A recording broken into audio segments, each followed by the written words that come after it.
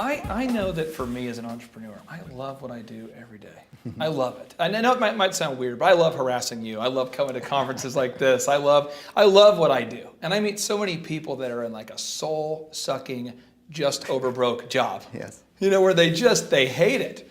And yet they're so afraid. And in your book, you wrote this, and I know you talked about it earlier, but I want to read this quote from your book because I love it. It says, workers can expect to change jobs within a chosen profession 6 to 8 times and completely change professions at least 3 times in their lifetime. On average, 2 out of every 10 retirement dollars are cashed out when workers switch jobs. That last part's the part that I want to bring up, though. So you're saying when people switch jobs, they have to pull 2 out of $10 out of their, so they're working at a job they don't like, and let's say they save $10,000, and now they have to switch jobs. So they have to take $2,000 out to kind of tread water, I guess? Well, the transition aspect of it, and also they'll take money out to invest in education so they can embrace a new career and feel that they're informed and educated about it. Now, I know that you are an absolute Kool-Aid drinker because you've seen it happen so many times for franchising. But I want to ask you this. Here we go. Straight question here for you. Do you believe that emotionally and financially that it's more secure for people, to actually buy their own franchise or to start their own business than it is to stick within a corporate America? Well, yes, for the greater majority of individuals, they're going to be able to achieve what they want to achieve financially by embracing the idea of investing in themselves. So it's not about buying a franchise or starting a business, it's about really determining to invest in yourself and realize the effort you put into corporate America, if you transition just that same level to your own business, the results are going to be extremely better for you. Well, okay, so now we're moving on to big question number 3, is do I have the skills? Now, I'm a guy who took my ACT 3 times, so I barely got into Oral Roberts University there. I grinded through school. It was tough for me, and I just didn't come easy. I just had to grind. So I'm a big prepper because I could kind of make up for my lack of talent with preparation, I guess. But Steve Martin has this quote. He says, thankfully, persistence is a great substitute for talent.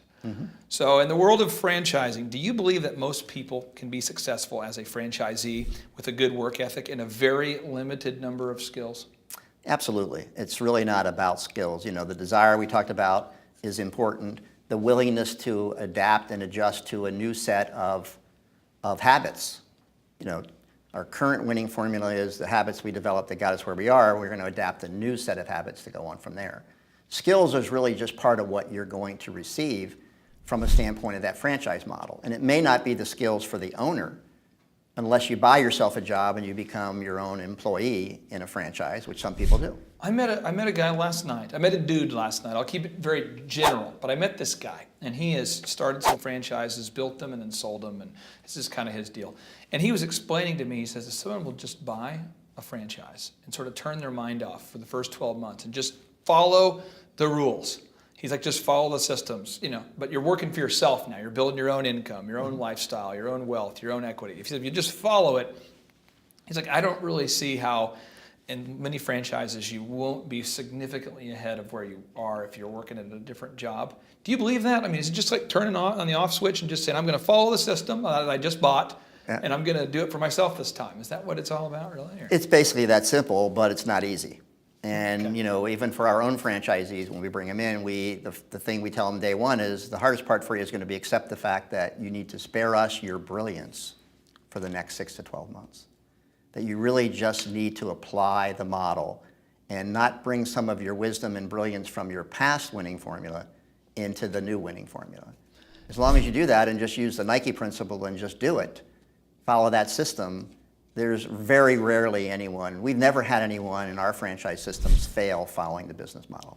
I mean, basically, if somebody can read, write, articulate themselves, or at least, communicate with others, I mean, they have what it takes. Is that right?